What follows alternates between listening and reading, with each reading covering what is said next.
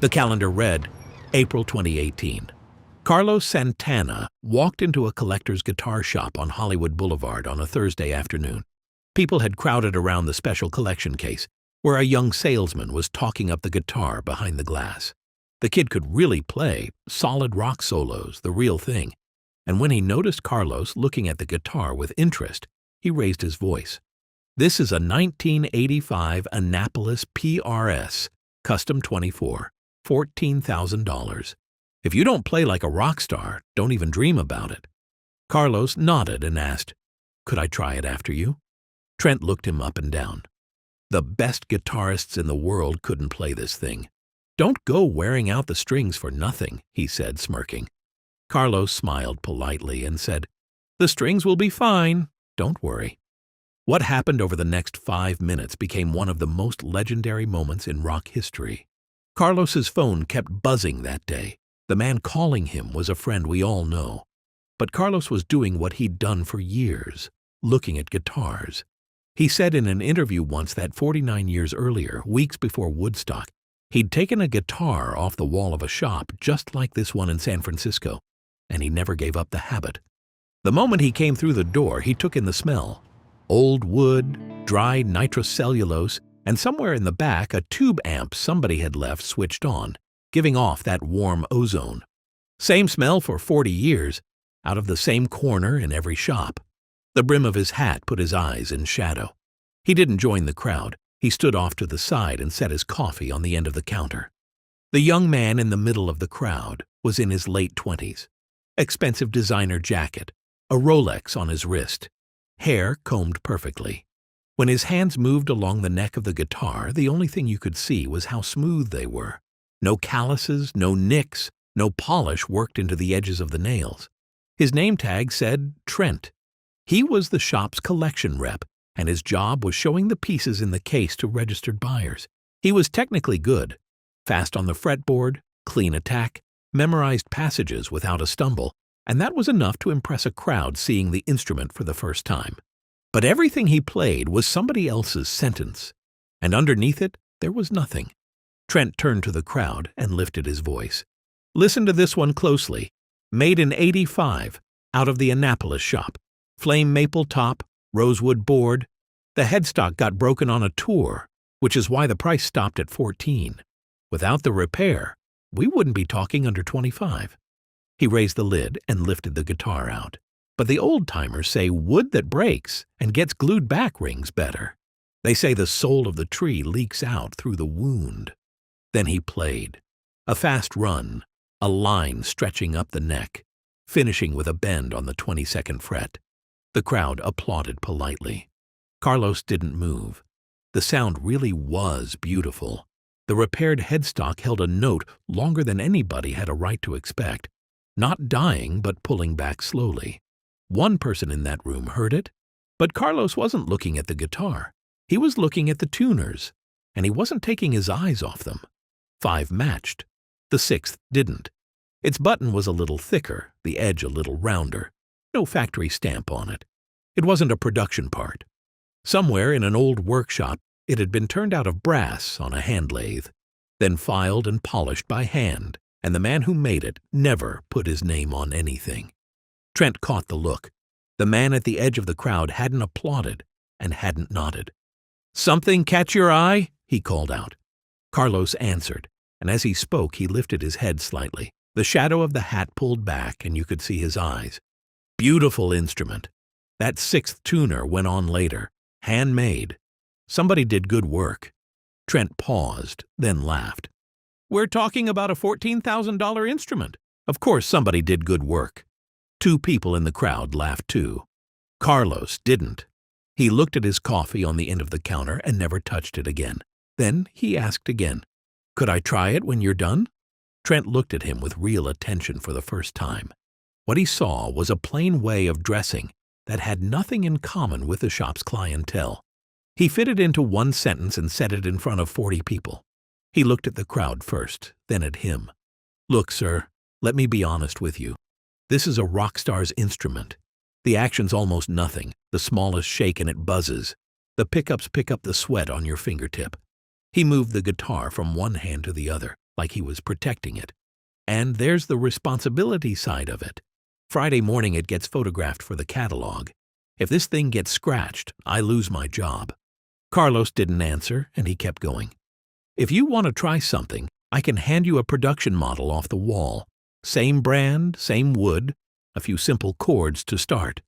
Then he winked at the crowd and added one more line. But I wasn't joking about wearing the strings out. On this fretboard, even the best in the world show themselves in the first 10 seconds. A few people laughed. Trent looked pleased with his own joke. He laid the guitar back on the velvet, brought the lid down, turned the key twice. Then he pulled a leather-bound book from under the counter, pressed a finger to a line, and spoke to the whole store. The collection case doesn't open without a card. That's not my rule. That's the shop's rule. Carlos looked at the lock, then at Trent, and said nothing. The crowd started breaking up. Trent closed the book and put the keyring in his own pocket instead of under the counter. The back room door opened and the owner, Cass Pruitt, came out. He was in his 60s, sleeves rolled to the elbow, shipping labels in his hand. He set the labels on the counter, saw the man at the edge of the crowd, and looked 1 second too long. Then he nodded without a word and went back in.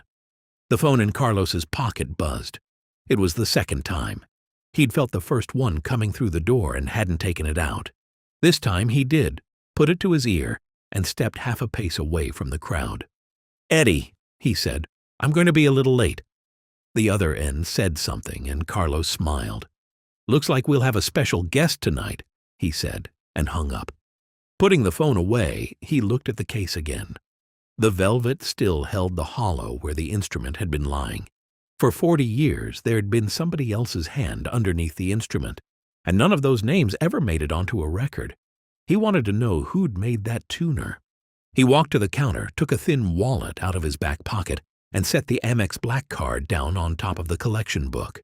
3 people heard the sound metal makes against glass. Trent looked at the card, then at the man, then at the card again. He'd seen that color twice in his life, and both times the owner had taken the payment himself. "You've seen a card?" Carlos said. "Would you open the case?" Trent's voice dropped a little, but his tone didn't change. "It's not about the money. This piece goes to auction Friday and the buyer list is closed." Carlos didn't move his hand off the card. "Who makes the list, son?" he asked. Trent pointed at the back room. "The owner." Right then the door opened. Cass had come out to get the labels, and he looked at the card on the counter, then understood the color, then looked at the man's face. He walked over, picked up the card, reached for the terminal without a second look, and turned to Trent. "Open it," he said. Trent didn't move. "The list," he started. Cass cut him off. "The list closes Friday. Today's Thursday." Trent didn't move for a few seconds, then reached for the keyring. The lock clicked twice. The lid came up, and 40 years of closed-case air leaked out. He lifted the guitar with both hands and held it out. Then he couldn't help himself. "Take it easy. The setup's delicate." Carlos took the guitar and didn't rush. He turned the body over and ran a fingertip across the scratches on the top. 1 deep, 2 fine. He didn't call them wounds. They were what collects on an instrument over 40 years. Then he put the strap over his shoulder and shortened the buckle 2 holes to his own height. He walked to the old Mesa Boogie behind the counter. He plugged in the cable himself, turned the switch himself, and then he waited. The tubes warmed up orange through the vent in the back. The ozone drifted out behind the counter, and nobody said a word until the amp was ready. He'd never skipped that wait. He walked to the middle of the room, stood there, put his weight on his left foot, and stopped. 1 second, then 2, then 3.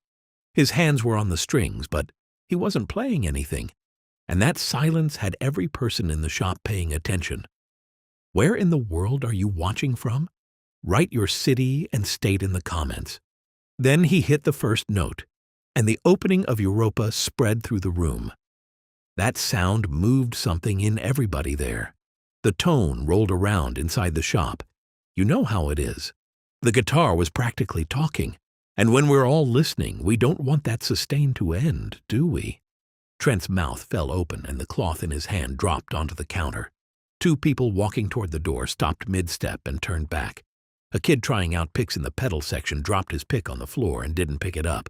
The woman at the register took the phone away from her ear. The other end was still talking. She wasn't listening. She set the phone on the counter and took her hand off it. 2 people came over from the drum section, 3 more through the hanging guitars. Somebody saw it through the window and came in. If anybody was talking, they got hushed. Then a sound came from the back of the room. It was a whisper, but the silence carried it. A name had been said. Nobody looked at whoever said it. Everybody looked at the middle of the room. Trent's face went from white to red. He found the man who'd said it, then looked back at the middle of the room like he was waiting for somebody to confirm it. Carlos kept playing. The melody folded over on itself, opened up, and then the spaces between the notes started getting longer. Everything Trent had played 10 minutes earlier was shouting. This was leaning in close and whispering. He'd bend a single note and hold it there, let it go, then set the next one down. And in those gaps, nobody was breathing. The crowd got to 40, then 45. Then they stopped counting. Phones went up, and the staff left their posts. Cass came out of the back room, understood in a second, and stayed by the door. He'd handed the counter over, and he knew he wouldn't be doing that again. Trent didn't move. His arms were folded the way he'd practiced for selling, but there was a different man inside that posture now. The keyring slipped out of his hand and hit the glass. He didn't pick it up. When the last note came, Carlos didn't stop the string. He let it go. The sustain came down on its own. The hum of the amp stayed, and when that cut out too, the room did nothing for a second. Then the applause broke. Carlos lowered the guitar and walked toward Trent. He didn't hold it out. He just stood in front of him. "You were right," he said. "Very responsive instrument." Trent tried to speak, and nothing came out. The second time it did, and what came out wasn't a sentence, it was a name. "You're Carlos Santana." Carlos nodded. Trent took a step back, then started counting off his own sentences, and with each one his voice dropped further. "I told you not to dream about it if you don't play like a rock star. I told you the best guitarists in the world couldn't play it. I told you not to wear out the strings." He put a hand to his face and lowered it. "The things I said to you, in front of 40 people. Carlos didn't interrupt. He waited for him to finish. "You were doing your job, son. That case was your responsibility, and you didn't know me. That's called being responsible. Good for you." Trent shook his head. "I wasn't protecting a guitar. I told you what kind of hands you deserved." The crowd was still recording, and some were laughing, but there was nothing left to laugh at on Trent's face. Carlos shrugged. "Today I really am an ordinary customer, and you weren't wrong about the instrument. Your presentation was solid." Then he added, "Can I tell you something? Not about your playing, you're good technically. About showing instruments." Trent, holding nothing at all, still folded his hands in front of him and nodded. "When you show an instrument, don't show your technique," Carlos said. "Show the instrument's voice. This one lets you hear the smallest change in your touch." He lifted the guitar for a moment and played 4 notes, then played the same 4 notes again with the pressure of his finger changed. The difference between the 2 phrases carried to the back of the room. "That's what makes it $14,000, he said, and lowered the guitar. "Not speed. The difference you can hear." Trent said nothing for a long time. Then he spoke, his voice still low. "I'm so sorry for every sentence I said to you." Carlos raised a hand. "Don't apologize. Your only mistake was measuring what a man can play by what he's wearing. Everybody makes that one once. What matters is how many times." The crowd didn't break up. They wanted photos and autographs, and some went out to their cars for record sleeves. Carlos stayed half an hour and didn't rush anybody. Cass wrote up the receipt. Carlos signed it. They set the case on the counter, and Cass still didn't say anything. Before he left, Trent came over. "When I told you this instrument wasn't for you, did you know you were going to embarrass me?" Carlos laughed. "I wasn't trying to embarrass you. I wanted to try the instrument. You gave me permission, I played it." Trent pushed. "But you played Europa. You could have played a simple chord and walked out." Carlos reached into his pocket, where he'd been carrying a pick with worn-down edges for years. He set it on the counter in front of Trent rather than in his hand. "You told me not to wear out the strings," he said. "Take a look at all 6. Every one of them's still there." Then he picked up the case, didn't wave to anybody, and walked out. What he left behind wasn't applause. There was a forgotten cup of coffee on the end of the counter. Still warm, the grounds long since settled to the bottom, and nobody moved it until closing that night.